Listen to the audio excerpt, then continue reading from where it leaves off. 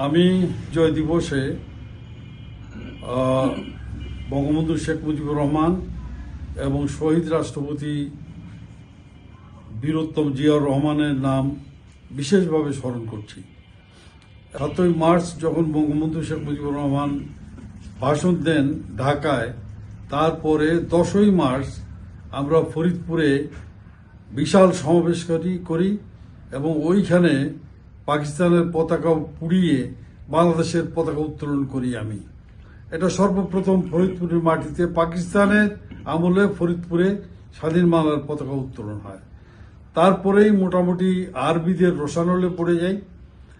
ওইখান থেকে আমরা কিছু কিছু কাজ করি, গোয়ালন্দ এবং শ্রীরামদি ঘাট, এখানে আরবি আসার সম্ভাবনা ছিল।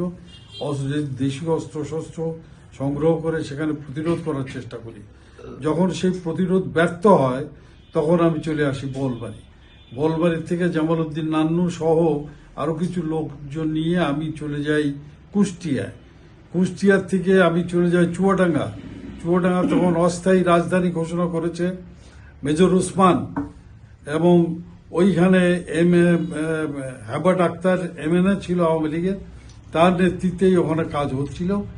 ওইখানে আমরা অস্ত্রশস্ত্র চাইলাম, আমার সঙ্গে কিছু ইতিহাস ছিল। অস্ত্র চাইলে তারা দিতে অস্বীকার করে যে আপনারা অত ট্রেইন পারসন না, আপনারা অস্ত্র নিলে পাক আর্মি আপনাদের কাছে অস্ত্র ছিনিয়ে নিয়ে যাবে। তারপর হতাশ হয়ে ওখান থেকে আমরা দর্শনা হয়ে গেদে বর্ডার হয়ে আমরা ভারতের ভিতর চলে গেলাম। ওইখানে গিয়ে আমি খোঁজ করি আমাদের নেতা আব্দুর রাজ্জাক এবং আর যারা আছে তারা কোথায় আছে। শুনলাম যে রাষ্ট্রীয় অতিথি ভবনে আছে, সেখানে আমরা গেলাম। আব্দুর রাজ্জাকের সাথে দেখা হলো, ফণীভূষণ মজুমদারের সাথে দেখা হলো। তারপরে আপনার আরো আওয়ামী লীগের অন্যান্য নেতা যারা আছে তাদের সাথে দেখা হলো। আব্দুর রাজ্জাক বললো যে তুমি ভিতরে যাও, ভিতরে গিয়ে লোকজন গুছিয়ে আনো এবং তারা ট্রেনিং দিবে, ইয়ং যারা আছে তাদের গুছিয়ে আনো। এখন নেতার অর্ডার, সমস্ত বর্ডার পাকিস্তান আর্মি সিল করে দিয়েছে। তারপরেও জীবনের ঝুঁকি নিয়ে বর্ডার ক্রস করে আমি আপনার যশোর, ঝিনেদা, চুয়াডাঙ্গা, ফরিদপুর, রাজবাড়ি এই সমস্ত জায়গায় যে মেসেজ পাঠাই দিলাম যে তোমাদের যাইতে বলছে ভারতে, সেখানে আব্দুর রাজ্জাক সাহেব আছেন এবং সেখানে আমাদের মুক্তিযুদ্ধের ট্রেনিং শুরু হবে।